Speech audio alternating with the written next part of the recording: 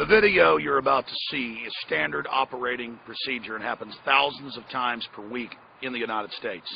This was Columbia, Missouri. SWAT team goes in. The people open the front door. They go in. They have a Welsh Corgi and a Bulldog. And the dogs are barking at them, and they shoot them both and kill them. Then you see the little children. You see the father crying when he finds out his dogs are dead. And you look at the looks on the police officer's face when he's crying, and they've got this look of power-tripping enjoyment, and they won't ever respond to him. They won't ever talk to him when he asks questions. So he doesn't respond to them after that when they ask him questions.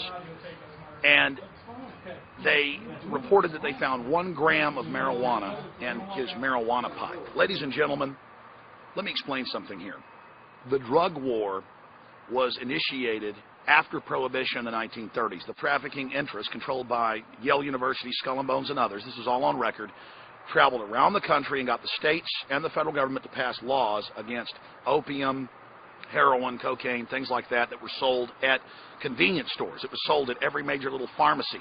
And in the old days, convenience stores were mainly pharmacies. They had newspapers and drugs and things. Less people were using marijuana, cocaine, heroin when they were legal. Once they made them illegal, the price went way up. And the reason I raise this issue is no one is safe. The police can bust in your door because some drug addict informant says that they saw marijuana there. And I thought about my French Bulldog.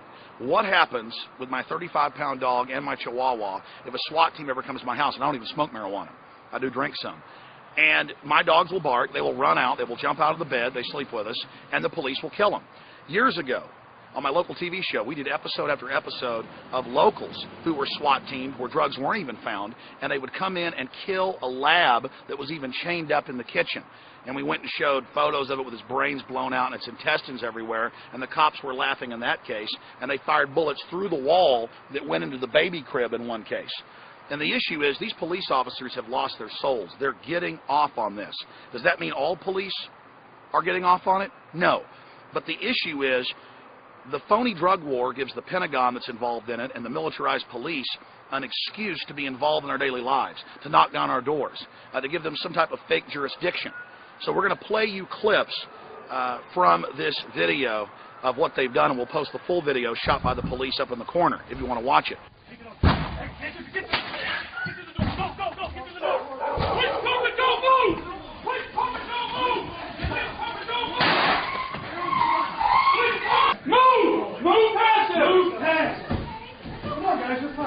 You're fine. Stay around there. Don't move. You understand? Put your hands behind your back. Do it now. Behind your back. What is happening? Search warrant. Narcotic search warrant. Don't move. Turn around right here. Don't move. You shoot my dog. You shot my dog. My dog is over there. She's probably trying to play with you. Come over here. She's probably trying to play with you. Once we get down and see him in the car. See, Pop? Yeah. You have the right to move silent. You can say you You have the right to talk to a lawyer and have him present with you while you're being questioned. Do you understand? We'll take that as a yes. You are on audio tape, as a matter of fact. That's fine. Okay, come on. I'm not doing anything wrong. But this is why I'm doing this video. This is why I'm so outraged. This is the key. It has come out in the last 8 years that the Taliban had cut off almost all opium production in Afghanistan, previously the main site of opium that then produces heroin.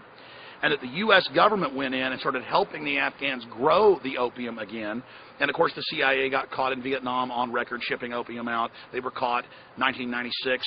Even the CIA Inspector General admitted that most of the cocaine for the crack cocaine epidemic was shipped in. And now in Afghanistan, because Pat Tillman wrote letters home before they killed him saying, look, we're growing the opium, this is wrong, I'm against this war, it's a fraud.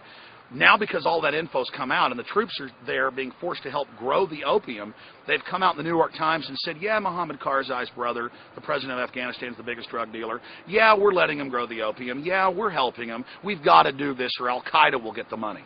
No, you decriminalize it, and then Al-Qaeda, the CIA, they won't have the profit because it's illegal anymore, and it won't have the huge profits involved in it with the black market. But here's the deal. The government ships most of the cocaine in.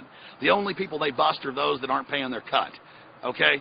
The government ships in almost all the heroin. It's more than up 12 times what it was 8.5 years ago when we invaded Afghanistan. Record numbers. Over 90% of global opium is coming out of Afghanistan, and they have Geraldo Rivera there with the Marine Corps commander going, I don't like it, but we've got to help them grow it, and you know, we're here letting them do it. The hard part now is governing this province, a province, as you suggest, that has become addicted to opium in many, many ways.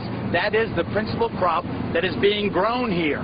The Taliban lend the farmers the money. They are indebted to the Taliban. They have to grow the opium. Now the Marines, in their success, are in a sense a victim of their success, because now the population is, they have these opium fields, and we are tolerating it. We are tolerating the cultivation of the opium because we know that if we were to destroy it now, the population would turn against the Marines, and it would be a real security risk that you're watching as this opium is being grown. I know it grinds at your gut.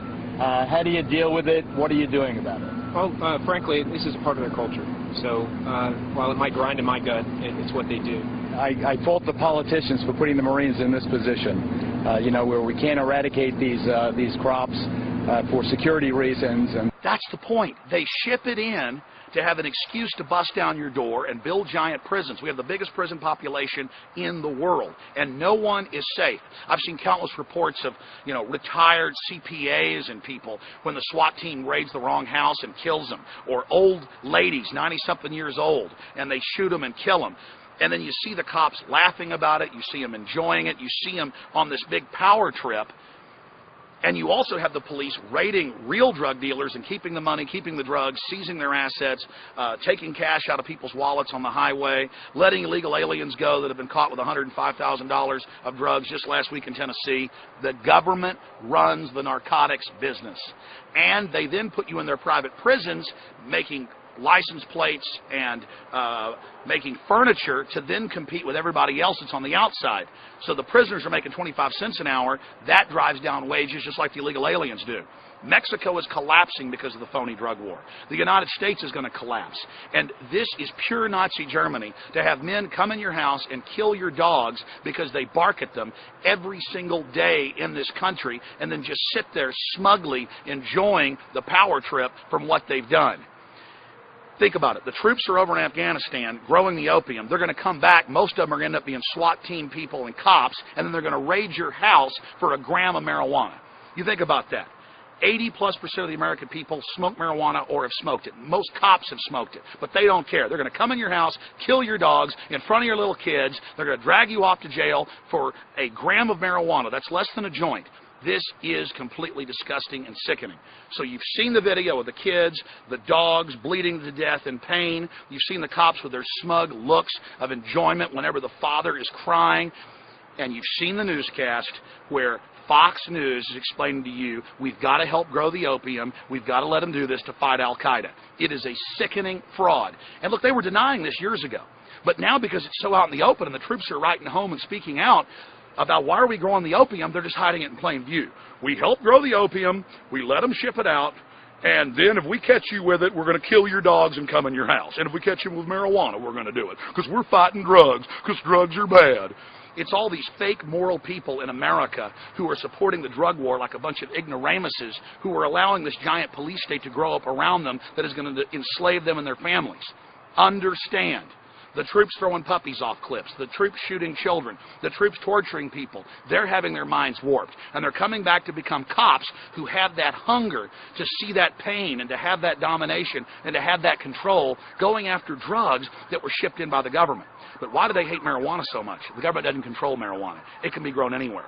And that's why they're doing it. That's why they're coming against the American people. This isn't America. This isn't freedom. It is a fraud. Remember that. The government openly ships the drugs in now. They hide it in plain view and admit they're doing it, and they think you're too stupid to put two and two together. In the New York Times and AP and everywhere, the Russians said, let us go in and spray the opium. We're losing 30,000 Russians a year from heroin overdoses.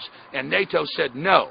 We're not going to allow eradication. U.S. troops are now basically farmers.